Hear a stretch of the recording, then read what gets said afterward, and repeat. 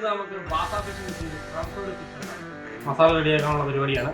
അതിന് വേണ്ടിയിട്ട് ഒരു നാരങ്ങയുടെ നീര് നമ്മൾ ഇതിനകത്തേക്ക് പിടിഞ്ഞ് വെക്കേണ്ടതുണ്ട്. ചോപ്പ് ചെയ്ത ഗാർലിക്, അതിലൂടെ ചോപ്പ് ചെയ്ത ഗ്രീൻ ചില്ലി, നമ്മുടെ ഫ്രഷ് പാഴ്സലിയാണ്.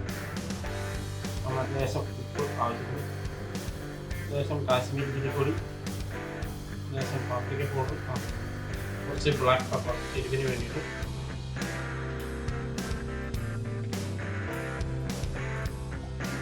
പൊടിക്ക് യെല്ലോ കളറും കൂടി ചേർക്കുന്നുണ്ട്. മഞ്ഞപ്പൊടി ഇട്ടാലും മതി. ഇതിലേക്ക് വേണ്ടി എല്ലാ മസാലകളും ചേർത്ത് വെച്ചിട്ടുണ്ട്. അരമണിക്കൂർ പിന്നെ റെസ്റ്റ് ചെയ്യാൻ വയ്ക്കാം.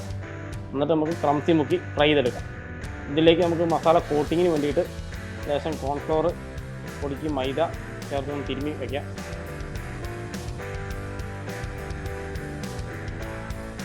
നമുക്ക് ഇതിനെ ഒരേന്ന മുട്ടയുടെ വെള്ളയും മുക്കി ക്രംസിലേക്ക് മാറ്റി വയ്ക്കാം. വീടുകൾ തയ്യാറാക്കാം. ക്രംസ് ഇല്ലെങ്കിൽ നമുക്ക് മൈദയിൽ തന്നെ നമുക്ക് ചെയ്യാം. അങ്ങനെ നമുക്ക് ക്രംസ് മുക്കി നന്നായിട്ട് സെറ്റാക്കി വയ്ക്കാം. നമുക്ക് വറുത്തെടുക്കാം എണ്ണയ്ക്കകത്ത്.